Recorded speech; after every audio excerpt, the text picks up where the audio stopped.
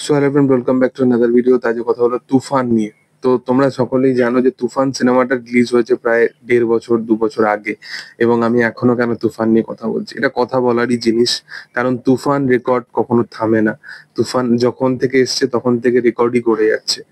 তুফানের লাগে উড়াধুরা এই গানটা তোমরা সকলেই শুনেছো, এবং আমি এই বেশ কিছুদিন আগে একটা জিনিস ভাবছিলাম যে শাকিব খানের যে ভয়েসটা আছে সেখানে সবচেয়ে বেশি প্রীতম হাসানের গানই কিন্তু বিশালভাবে মানায়। মানে এটা আমার পার্সোনাল মতামত, এবার তোমাদের থাকতে পারে ব্যক্তিগত অন্য মতামত, সেটা তোমরা কমেন্ট সেকশনে জানাতে পারো সেটা কে। বাট আমার পার্সোনালি যেটা মনে হয়, আমার খুব ভালো লাগে প্রীতম হাসানের ভয়েসের সাথে শাকিব খানের ভয়েস, সেটা মানে ম্যাচ করে কোথাও গিয়ে। তো লাগে উড়াধুরা এই গানটা যখন এসেছিল, এটা প্রচুর একটা মানে হাইপ ক্রিয়েট করে, এবং সেই গানটা মানে অডিয়েন্সের প্রচন্ড ভালো লাগে। এবং গানের মিউজিক বা গানের যে হুকটা সেটাই দুর্দান্ত।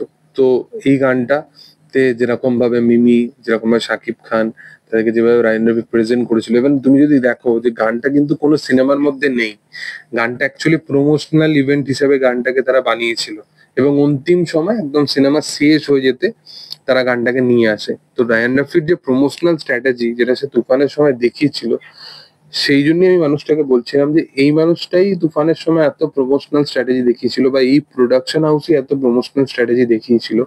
এদের কি হলো, এরা তাণ্ডবের ক্ষেত্রে এত পিছিয়ে গেল কেন? তো এই বিষয়টাই আমি বারবার বলছিলাম। তো যাই হোক, সেটা পরের কথা, সেটা আলাদা রকম ব্যাপার। তবে তোমাদেরকে বলে রাখি এই বিষয়টা, যে তুফান সিনেমা লাগে উড়াধুরা এই গানটা কিন্তু 500 মিলিয়ন ক্রস করে গেছে। মানে ভাবো যে আজকের দিনে দাঁড়িয়ে বাংলায় কোনো গান এতটা পরিমাণে কাল্ট হয়ে যাবে, সেটা কিন্তু আমরা মানে ভাবনা চিন্তা করি, বাট সেটা হয়ে ওঠে না। বাট এই গানটা বা কিশোরী গানটা দেবের ইদি কপালে, মানে একটা কমার্শিয়াল জনার সিনেমা, যে গানও কতটা ইম্পর্টেন্ট সেটা বারবার কিন্তু প্রমাণিত হয়।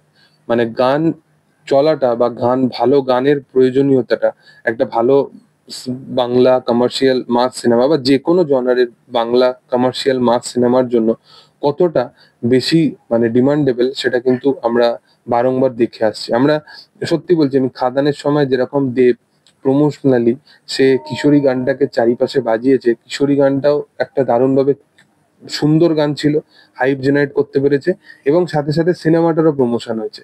তো এইরকমই করতে হবে। তুমি যদি ওখানে যাও মানে প্রমোশন করতে যাও এবং তোমার গান ভালো নয়, বা একটা র্যাপ সং, মানে আমি র্যাপকে ছোট করছি না, বাট একটা র্যাপ সং সেইটা যদি তোমার পুরো সিনেমা জুড়ে শুধু থাকে, সেটা তুমি চালিয়ে তো আর অডিয়েন্সকে সেই কানেক্ট বা রিলেট করতে পারবে না। বাট একটা গান কিন্তু, একটা রোমান্টিক ট্র্যাক, সেটা কিন্তু সব রকমের অডিয়েন্সকে তুমি রিলেট করাতে পারবে বা টাচ করাতে পারবে সেই বিষয়টা।